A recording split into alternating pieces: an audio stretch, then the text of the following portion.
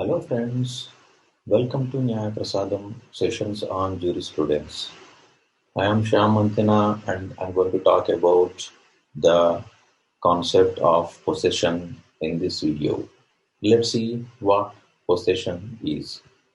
Now, we have heard this term possession very frequently, and let's understand from the legal point of view.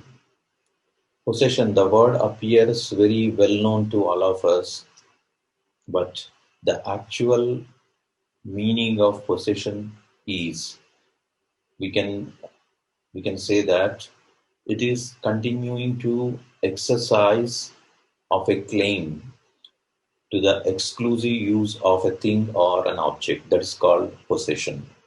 I possess something, or something, a certain object is in my possession, which means I am enjoying the exclusive rights of that particular thing or being in my control. That is called possession. When you say possession, there are two essential elements to it. First one is an actual power over the object possessed or in control with. The second one is the possession of the possessor to the exclusive use without any interference from others. That's called possession. So if these two elements are there, only then it is called possession.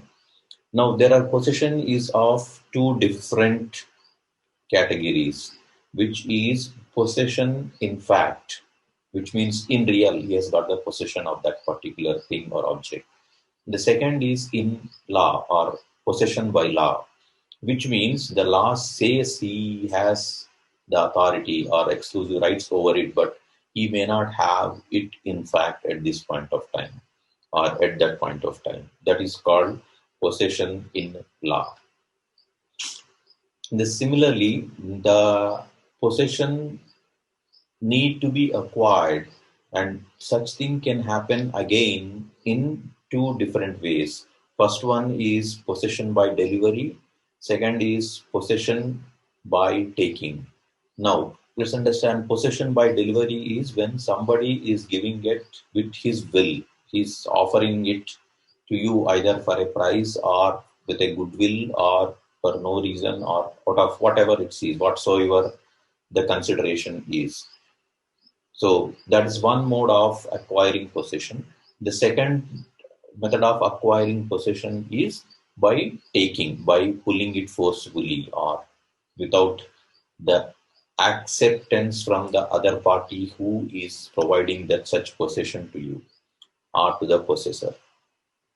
So there are two types of acquiring the possession. The next one is the types of possession.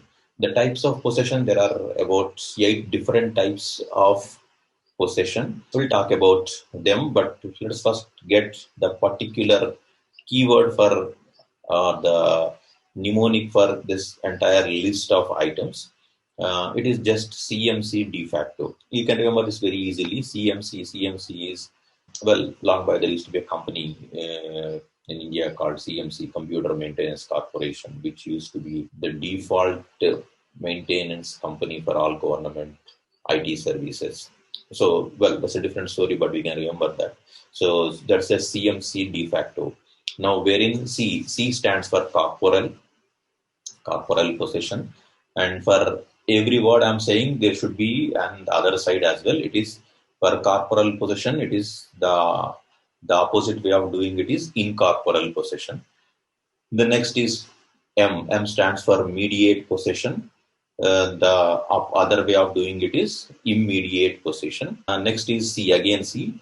So this C stands for constructive possession, and the other way of doing it is adverse possession. And I said CMC is the de facto. So when you say de facto possession, the other way of doing it is de jure possession. So there are 8 different types of possessions available, which we can remember simply with CMC de facto. CMC is the company which used to be a default maintenance company for all IT services for a large government sector. So we can remember that, and each of the word indicates something. So C stands for corporal possession, and the other way is incorporeal possession. And M stands for mediate possession. The other way is immediate possession. Similarly, the next C is for constructive possession, and the other way is adverse possession. Well, the final one is de facto possession and de jure possession. So this as simple as remembering the entire concept around possession. I hope you enjoyed this session on possession. Thank you.